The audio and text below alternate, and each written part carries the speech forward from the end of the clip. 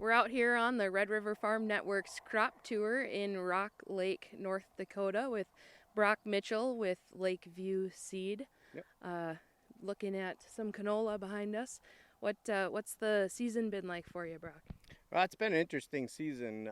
We started out April timeframe. We were extremely dry coming out of a very mild winter. Last fall was dry. Last summer was dry. I think the faucet turned on mid-April, and with the exception of July, it really hasn't shut off. So I think we're currently sitting around 18 inches of rain right at this location since the middle of April. Yeah, how is the canola, done with that weather? It got off to a little bit of a slow start. There was some emergence issues with all the excess rain we did have.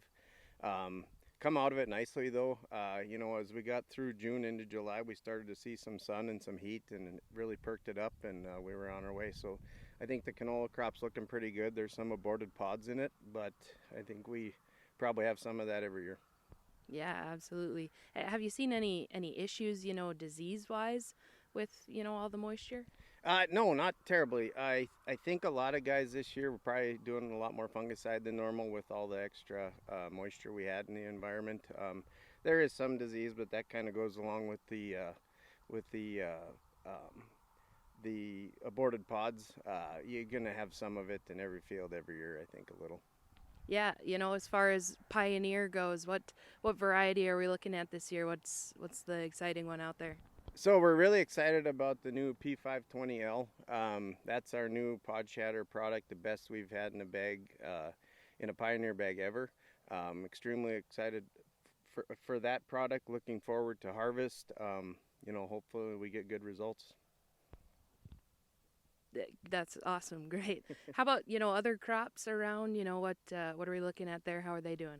Well, guys just started probably in the last week on the wheat. There was some peas come off prior to that. It sounds like most all those crops yield-wise have been, quite good. Looking forward to see what it brings, at season's end here. But I think looking forward into the soybeans, the beans look with the moisture we've had this year, look to be look right now to anyway to be like they're gonna be extremely high yielding. Is our hope if we can get them to maturity, which probably need a couple more weeks. Yeah, looking forward to what that brings. Really excited about our new Z Series lineup from Pioneer. Those products look exceptional. Like I really couldn't ask for them to look any better. They just covered with pods, filling well. Look like they're going to outperform our A Series products quite easily. Yeah, how about the corn? What's the corn looking like? Corn looks good. It's a little behind. I think GDUs were behind, and we, like I said earlier, we had a tough start in May with wet conditions, cool. Um, June brought more of the same. It just had a really slow start. July come around, kind of kicked it in gear a little bit, and we've been playing catch up ever since. We're going to need to be frost free for most of September, I think, to get it to maturity. Hopefully that happens, but that's not up to us. Yeah, and looking at harvesting for each of those, are they coming along? When are we gonna get harvesting done? I think as far as harvest goes, I think the canola, I just saw the first field I know of in the area coming off just last night on my way home.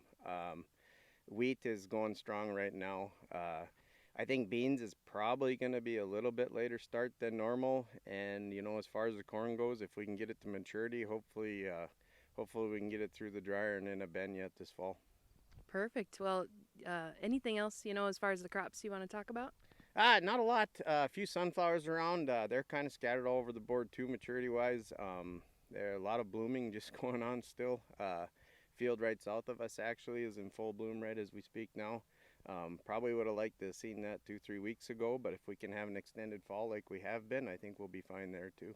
Yeah. Tell us about your agency. You've got the one here in Rock Lake, and then another one. Tell us all about those. Yep. So I think this is our 14th year in Rock Lake.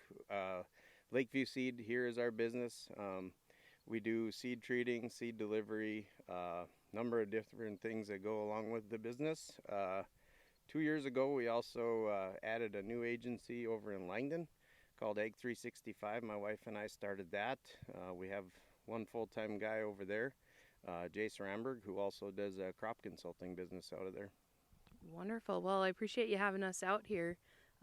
Appreciate you having us in the canola and everything. All right. Well, thanks for coming. Wonderful. Well, we're out here with Brock on the Red River Farm Network's crop tour presented by Pioneer.